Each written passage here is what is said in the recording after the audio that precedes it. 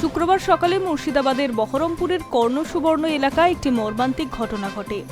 বৃষ্টিভেজা সকালে একটি লেভেল ক্রসিংয়ে দ্রুত গতির ট্রেনের ধাক্কায় পুলকার ও এক সাইকেল আরোহী দুমড়ে মুচড়ে যায়।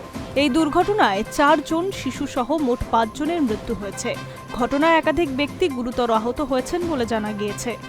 মৃতের সংখ্যা আরও বাড়তে পারে বলে আশঙ্কা করা হচ্ছে। স্থানীয় সূত্রে জানা গিয়েছে, সকালে স্কুল পড়ুয়াদের নিয়ে একটি পুলকার নির্দিষ্ট গন্তব্যে যাচ্ছিল। সেই সময় কর্ণসুবর্ণ এলাকার একটি রেলগেট পার হওয়ার সময় আচমকাই দ্রুত গতির ট্রেন এসে পুলকারটিকে ধাক্কা মারে। একই সঙ্গে একটি সাইকেল আরোহীও ট্রেনের ধাক্কায় গুরুতর জখম হন। ঘটনাস্থলেই কয়েকজনের মৃত্যু হয়। দুর্ঘটনার খবর ছড়িয়ে পড়তেই এলাকায় চাঞ্চল্য সৃষ্টি হয়েছে। স্থানীয় বাসিন্দারা দ্রুত উদ্ধার কাজে নামেন। আহতদের উদ্ধার করে বহরমপুর মেডিকেল কলেজ ও হাসপাতাল সহ বিভিন্ন স্বাস্থ্য কেন্দ্রে পাঠানো হয়। ঘটনার খবর পেয়ে পুলিশ ও প্রশাসন ও রেলের উচ্চপদস্থ আধিকারিকেরা ঘটনাস্থলে পৌঁছে তদন্ত শুরু করেন। দুর্ঘটনার পর এলাকা জুড়ে শোকের ছায়া নেমেছে। প্রাথমিক তদন্তে জানা গিয়েছে, দুর্ঘটনার সময় লেভেল ক্রসিংয়ের গেট খোলা ছিল, ফলে পুলকারটি রেললাইন পার হওয়ার চেষ্টা করে। সেই সময় ট্রেনটি এসে ধাক্কা মারে। এই ঘটনার পর গাফিলতির অভিযোগে সংশ্লিষ্ট গেটম্যানকে গ্রেফতার করা হয়েছে। কী কারণে গেট খোলা ছিল এবং দায়িত্ব পালনে কোনো অবহেলা ছিল কিনা তা খতিয়ে দেখা হচ্ছে। ঘটনার পর এক্স হ্যান্ডেলে শোক প্রকাশ করেছেন মুখ্যমন্ত্রী শুভেন্দু অধিকারী।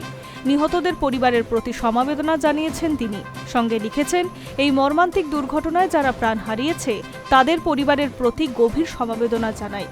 আহতদের দ্রুত সুস্থতা কামনা করছি। কোনো প্রকার গাফিলতি বরদাস্ত করা হবে না। মুখ্যমন্ত্রী আরও জানান, রাজ্য সরকার ইতিমধ্যেই নিহতদের পরিবার পিছু 5 লক্ষ টাকা আর্থিক সাহায্যের ঘোষণা করেছে। পাশাপাশি আহতদের সম্পূর্ণ চিকিৎসার দায়িত্ব রাজ্য সরকার গ্রহণ করেছে। তিনি প্রশাসনকে নির্দেশ দিয়েছেন যাতে ক্ষতিগ্রস্ত পরিবারগুলিকে সব ধরনের সহায়তা প্রদান করা হয়। মুখ্যমন্ত্রী তার বার্তায় স্পষ্ট উল্লেখ করেছেন, মন্ত্রী গৌরীশঙ্কর ঘোষ ইতিমধ্যেই হাসপাতালে পৌঁছে আহতদের সঙ্গে দেখা করেছেন এবং চিকিৎসায় অগ্রগতি পর্যবেক্ষণ করেছেন। এছাড়া জেলা শাসক ও পুলিশ সুপার সকাল থেকেই ঘটনাস্থলে উপস্থিত থেকে উদ্ধার ও তদন্তের কার্যক্রম তদারকি করেছেন।